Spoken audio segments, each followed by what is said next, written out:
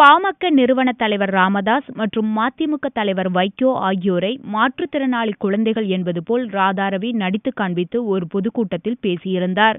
இதற்கு பல்வேறு தரப்பினர் கண்டனம் தெரிவித்துள்ள நிலையில் சென்னையில் உள்ள அவரது வீட்டை மாற்றுத்திறனாளிகள் முற்றுகையிட்டு ஆர்ப்பாட்டம் நடத்தினர்.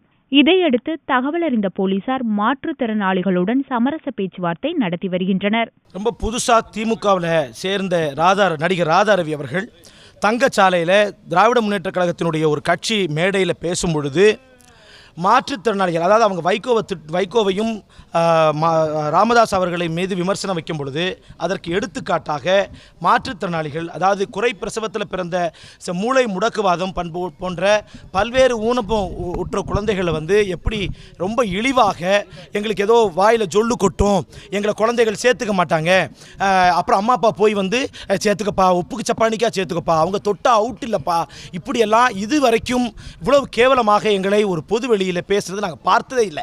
ரொம்ப மனசு வருத்தமாக இருக்கு. மிகப்பெரிய கொதிநிலையில் வந்திருக்கோம்.